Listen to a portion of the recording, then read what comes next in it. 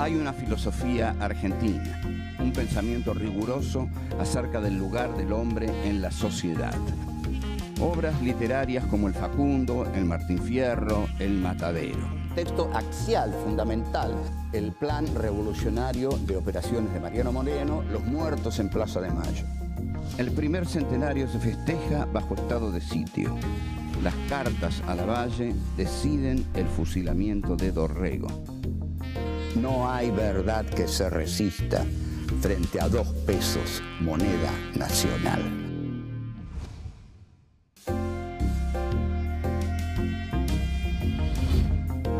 Encuentro 13.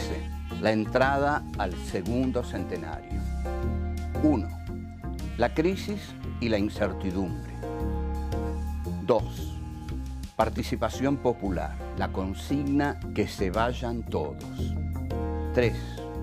El rol del Estado y el poder comunicacional. 4. La distribución de la riqueza.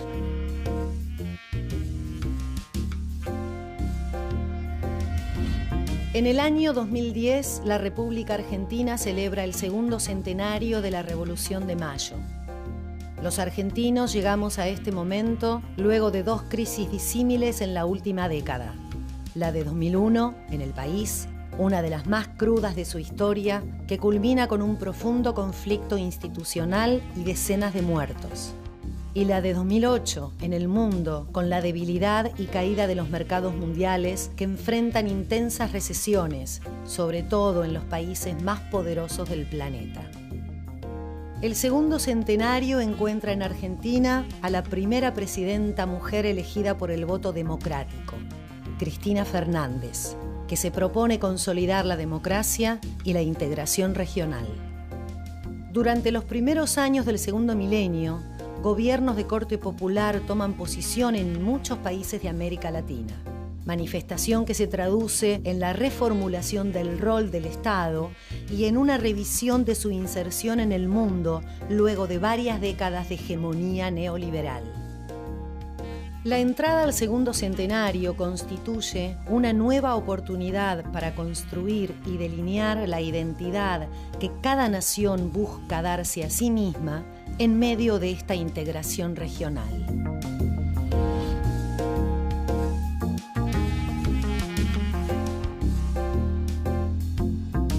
Este es nuestro encuentro número 13, es nuestro último encuentro de esta tercera temporada, ¿no? Porque este es nuestro encuentro número 3, Filosofía Aquí y Ahora 3, que durante este ciclo nos ocupamos del pensamiento nacional. Bueno, este es el programa número 13, como decía, es el último, y nos vamos a ocupar de la entrada de la República Argentina en su segundo centenario. ¿Cómo llega la Argentina a su segundo centenario? Bueno, en principio llega. Esto ya es muy meritorio, y el mundo llega, ¿no? Porque no podemos negar que muchas veces uno piensa, ¿llegará el mundo a mañana? Bueno, el mundo, la Argentina ha llegado al 2010. Una de las crisis más graves que ha pasado en la primera década del siglo XXI fue la del 2001, año muy conocido por las Torres Gemelas, el atentado a las Torres Gemelas que se produce el 11 de septiembre del 2001. 11 de septiembre, fecha también del golpe de Pinochet contra el gobierno de la Unidad Popular de Salvador Allende. Esto del 2001 no era nuevo. Ya en 1989 se había producido un fenómeno de hiperinflación que muy provocado, que le hicieron al gobierno de Raúl Alfonsín para tirarlo, ¿no? Realmente a Alfonsín fue un golpe de mercado que le hacen a Alfonsín, porque Alfonsín, conjeturo, no habrá entregado, no habrá concedido algunas cosas que el que vino después concedió absolutamente, ¿no? con gran entusiasmo les dijo a los hombres poderosos de este mundo que quieren, yo lo hago. Bueno, la hiperinflación angustia mucho a la gente porque pierde el control de su economía, pierde la sensación de qué piso está pisando. El piso que nosotros pisamos tiene que darnos la idea de cierta solidez. Cuando la moneda se dispara, cuando con la moneda se produce un proceso de licuación, como que la moneda no existe, como estamos parados sobre la moneda, perdemos el piso y la hiperinflación nos devora. La hiperinflación, además, lleva a un precio exorbitante, ¿no?, inasequible, para los sectores medios, sobre todo, y ni hablar los sectores humildes, las mercancías. La mercancía es la esencia del capitalismo, tal es así que Karl Marx, que es el que más profundamente estudió este sistema de producción en el Capital, el capítulo primero está dedicado a la mercancía. El sistema capitalista es un sistema de producción de mercancías. Por otro lado, quien más mercancías tiene, más poderoso es.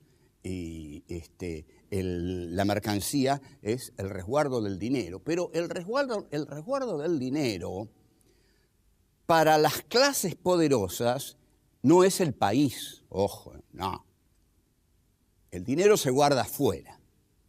Ni siquiera se reinvierte, porque una de las características de nuestros sectores dominantes en la economía, y por eso el país es así, ha sido el de la no reinversión. Como los sectores dominantes de la Argentina jamás reinvirtieron en la Argentina, sino que enviaron afuera sus ganancias, la Argentina es hoy lo que es, un país pobre. Ahora, la clase media, como no puede hacer eso, pone sus dinerillos en el banco. Entonces, en el 2001, lo que el presidente de la Rúa, una de las figuras más preclaras de nuestra historia, ordenó fue el llamado corralito, un corralito. Bueno, una palabra rara, a uno le dicen corralito, piensa que es un lugar para poner los ponis o el corralito de los nenes. No, era un corralito por el cual la clase media no podía sacar su guita de los bancos. Esto enloquece a la clase media, nunca le había pasado. Entonces, ¿qué es lo que hace? Toma un instrumento que había jugado un papel muy triste en Chile, porque había contribuido muchísimo a la pérdida institucional del gobierno de Salvador Allende, la cacerola, porque, digamos, todas las conchetas chilenas, que son innumerables, salieron con las cacerolas para tirar abajo al gobierno de Allende. Contaban con algo más que cacerolas, ¿no? Contaban con Kissinger, Nixon, la CIA, Pinochet, en fin, gente mucho más temible que una cacerola.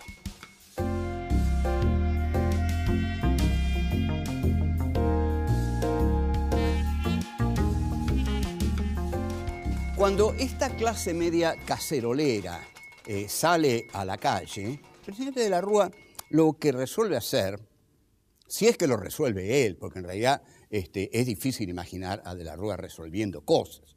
Tenía un montón de gente ahí alrededor que las resolvía por él y le ordenaba. Hay una foto de su hijo célebre, Antoñito, que tiene los dos brazos así sobre el escritorio y lo está mirando a de la Rúa, y de la Rúa lo mira así, y bueno, y seguramente ahí Antoñito le está diciendo: tenés que declarar el estado de sitio y dar leña, viejo, porque si no esto no se arregla.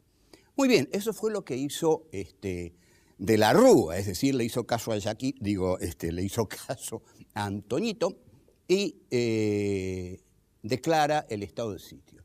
El estado de sitio era una medida que no podía declarar de la Rúa en el nivel de debilidad institucional y política en que se encontraba.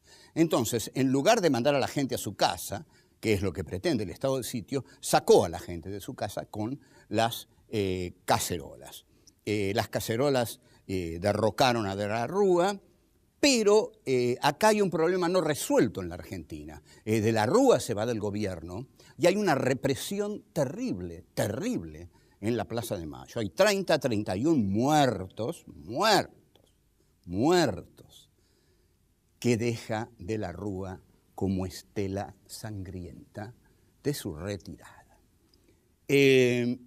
Bueno, ahí viene una etapa muy confusa de distintos presidentes y también una etapa muy fascinante de participación popular. La gente sale a las plazas, a los clubes, y comienzan las llamadas asambleas populares. ¿Qué es una asamblea popular? Bueno, una asamblea popular es un ejercicio de democracia directa. ¿Qué es la democracia directa? La democracia directa es lo antagónico a la democracia por delegación. Nosotros cuando votamos a los políticos para que nos representen en el Parlamento, en el Congreso. Pero ocurre que en esa época se tuvo clara conciencia de que los políticos a los que votamos para que nos representen, no nos representan, sino que representan al poder de las empresas, al gran poder económico, no representan al pueblo. Entonces, ahí es donde el pueblo dice que se vayan todos. Ahora, ¿qué quiere decir que se vayan todos? Que se vayan todos no es tan simple como lo interpretaron tan directamente algunos periodistas de la época. No es que se vayan todos y vamos a poner de presidente al vecino del cuarto B.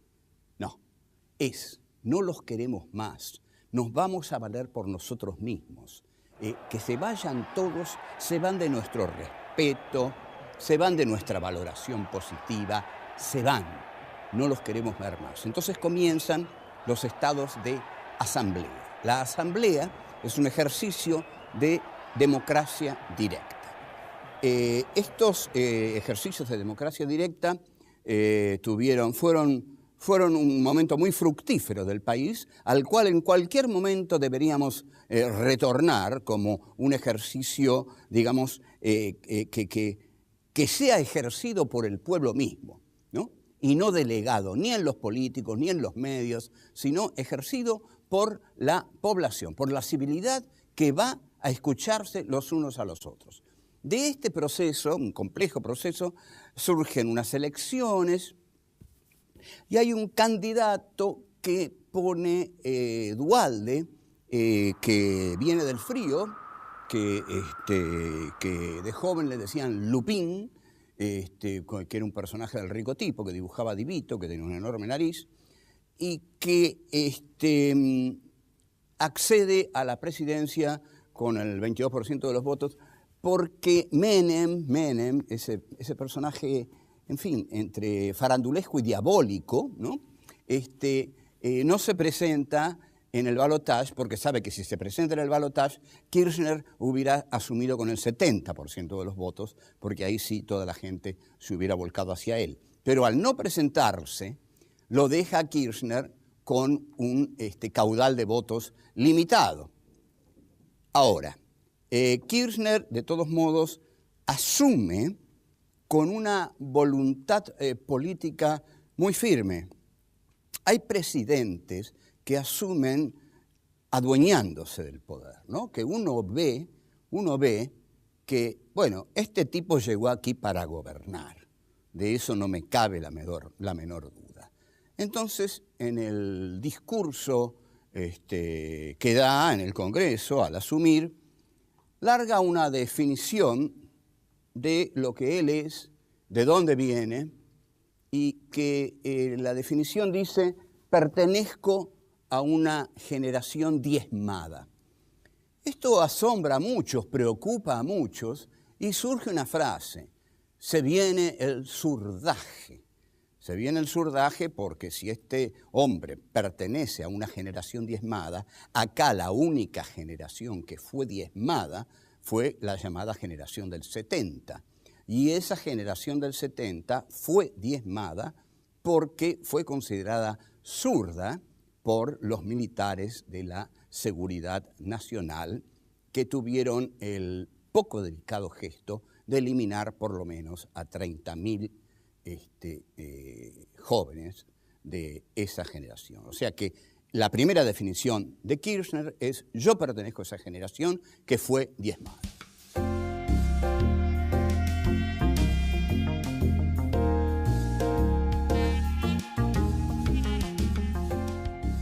Durante los 2 primeros años del gobierno de Néstor Kirchner se da algo que todo el mundo llama la luna de miel.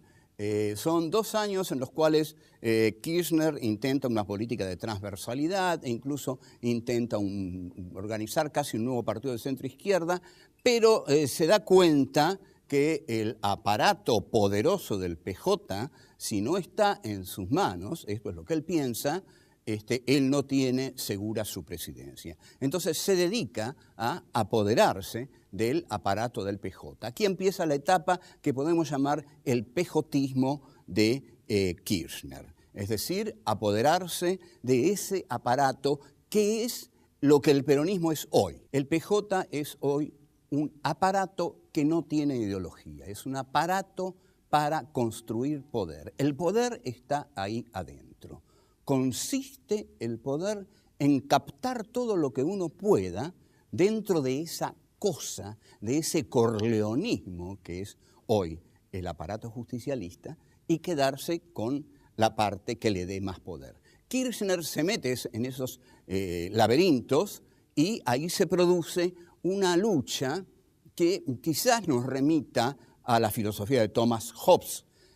Hobbes decía que la existencia era la lucha de todos contra todos. Y esto es un poco lo que se da en el pejotismo, ¿no? La lucha de todos contra todos. Pero, sin embargo, Kirchner consigue fortalecer el leviatán, es decir, el Estado.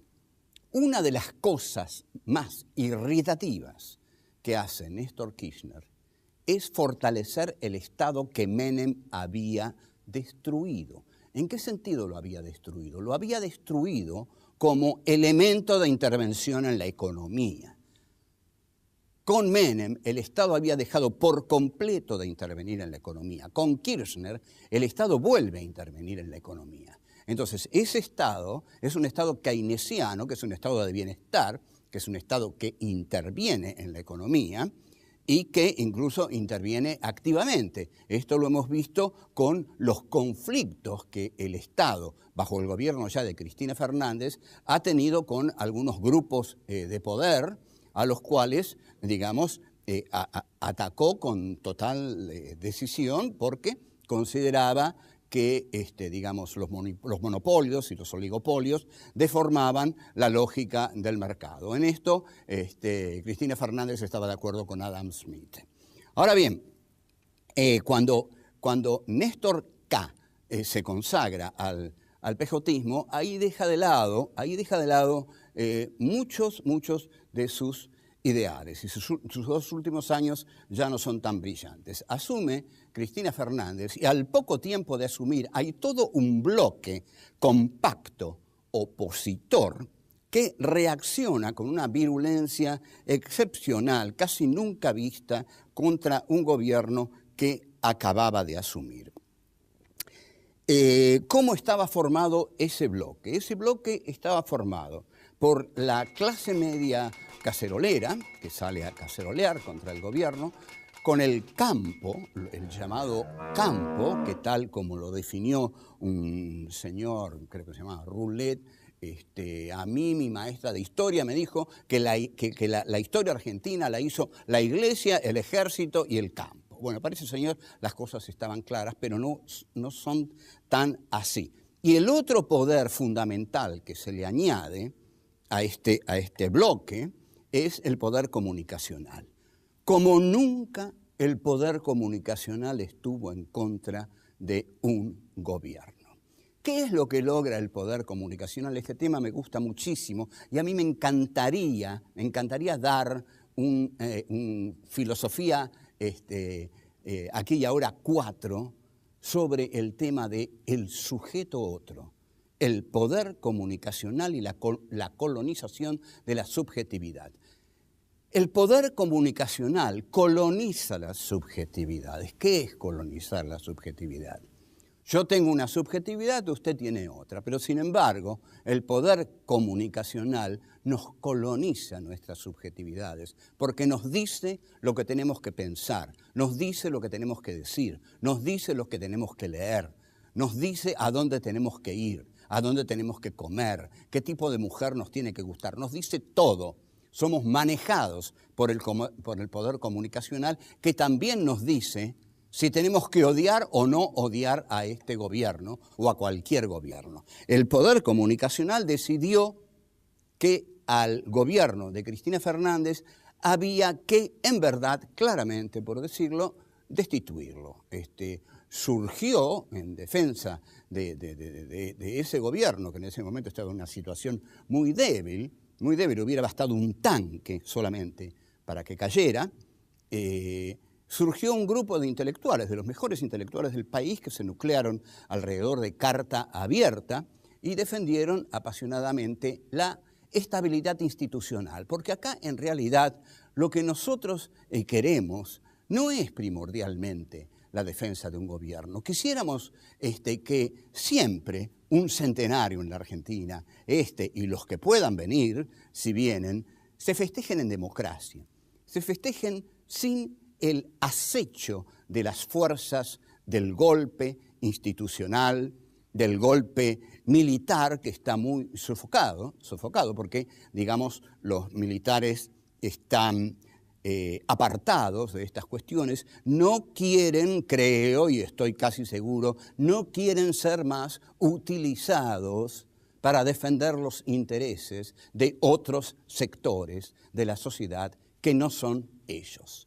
Que no los usen más como instrumento para defender los problemas de otros. Entonces, están apartados. ¿Qué es lo que queda entonces? Queda una sociedad muy dividida. Por un lado, tenemos un proyecto que intenta redistribuir la riqueza, pero que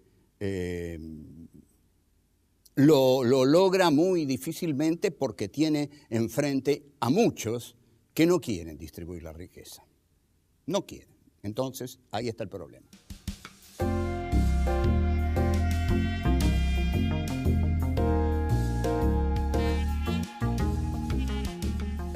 El problema de la distribución de la riqueza es que los que tienen la riqueza no quieren distribuirla. Y no quieren distribuir, pero ni siquiera un peso. Pero no lo quieren distribuir ni siquiera por el simple criterio de autoprotección de conseguir que no haya tantos desesperados, ¿no? Porque cuanto más desesperados haya, más inseguridad vamos a tener en este país, más muros va a haber que hacer, más rejas va a haber que construir, y pronto va a haber que construir rejas electrizadas y muros de 40 metros. Entonces, como esta clase es una clase golosa, es como el amo hegeliano, que solo sabe gozar, esta clase no quiere distribuir la riqueza. Para distribuir la riqueza hay que enfrentarse a ella, pero para enfrentarse a ella hay que enfrentarse a un poder realmente muy poderoso, porque no es solo el poder de acá, es el poder del capitalismo internacional. Entonces, ¿cómo podemos pensar el segundo centenario? Bueno, lo que podemos decir es lo que nosotros pensamos hacer para el segundo centenario. No sabemos si lo que pensamos hacer se va a realizar en el segundo centenario, pero nadie sabe si lo que va a hacer se va a realizar, porque la vida es azarosa. El principio fundamental de la historia es el azar. Puede ocurrir una cosa, puede ocurrir otra. Nosotros creemos que es fundamental que la Argentina llegue al segundo centenario diferenciándose claramente de la Argentina del primer centenario. Que no sea una fiesta de las clases hegemónicas, que no sea una fiesta de las clases poseedoras, que no sea una fiesta de los que están satisfechos por completo, que sea una fiesta de todos, al menos que puedan ser integrados a la mesa familiar, digamos, del país, siempre atravesada por miles de contradicciones, todos aquellos que padecen hambre. En realidad, nosotros No queremos un país injusto, no queremos un país desigual, no queremos un país con hambrientos. América Latina tiene que estar preparada para que no haya más golpes de Estado en este continente.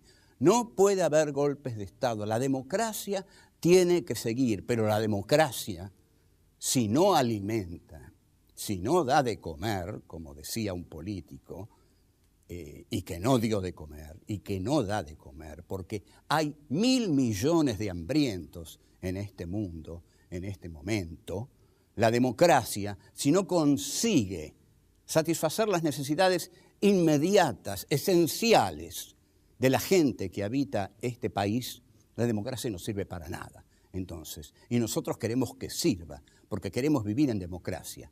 Vivir en democracia es que la vida se respeta. La democracia consiste en que la vida del otro para mí es sagrada, porque yo necesito del otro para ser yo. No puedo ser yo si el otro no existe para mí. Entonces, esa democracia hay que sostenerla, hay que defenderla, si es contra los medios, si es contra el campo, si es contra la sociedad donde se juntan los dueños de las vacas, lo que sea, si es contra los corruptos también. No hay que admitir corruptos, nada de corrupción en la Argentina. No puede haber en el gobierno un solo corrupto, y si lo hay, a ese hay que echarlo, porque nosotros no podemos tolerar estar defendiendo, porque lo defendemos por convicción, porque lo otro es horrible, pero estar defendiendo algo que no se defiende a sí mismo. Entonces, por favor, si ustedes quieren que nosotros estemos ahí y luchando contra lo horrible que está del otro lado, nos tienen que dar una mano. Y la basura que tienen dentro la echan. Y ahí nos van a tener con más entusiasmo, con más esperanzas, del lado de las buenas causas que pueden hacer de este país un lugar más digno para vivir y para morir. Chao.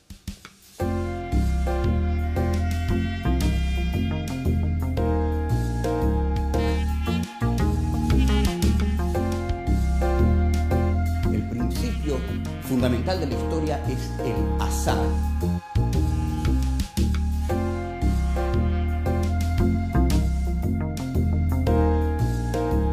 Hobbes decía que la existencia era la lucha de todos contra todos. Y esto es un poco lo que se da en el pejotismo. El problema de la distribución de la riqueza es que los que tienen la riqueza no quieren distribuir. La democracia consiste en que la vida del otro para mí es sagrada, porque yo necesito del otro para ser yo.